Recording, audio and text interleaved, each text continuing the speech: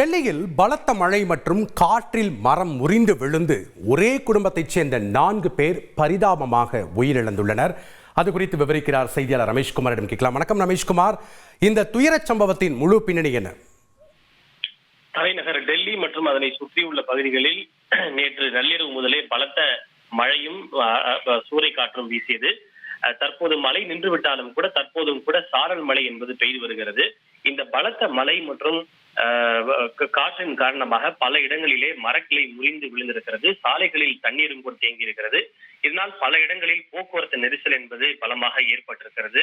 வாகனங்கள் இதன் காரணமாக வாகனங்கள் செல்லக்கூடிய பாதையிலே தண்ணீர் தேங்கி இருப்பதன் காரணமாக வாகன ஓட்டிகள் சிரமம் அடைந்திருக்கிறார்கள். இது ஒரு புறம் இருக்க, இந்த பலத்த மழை மற்றும் காற்றின் காரணமாக துவாரகாவில் இருக்கக்கூடிய ஒரு பண்ணையில் அமைந்திருக்கக்கூடிய ஒரு வீட்டில் மரக்கிளை முறிந்து விழுந்ததில் அந்த வீட்டை சேர்ந்த 4 பேர் உயிரிழந்திருக்கிறார்கள். அதே போல ஒருவர் காயமடைந்திருக்கிறார்கள்.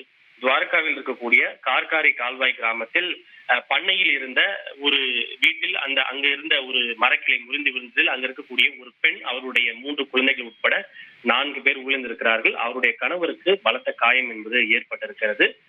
தொடர்ந்து இதன் காரணமாக விமான சேவையும் கூட பாதிக்கப்பட்டிருக்கிறது. மோசமான வானிலை காரணமாக ஒன்று விமான புறப்பாடு தாமதமாகி இருக்கிறது, அல்லது சில இடங்களிலே அது ரத்து செய்யப்பட்டிருப்பதாக தகவல்கள் கிடைக்கப்பெறுகின்றன.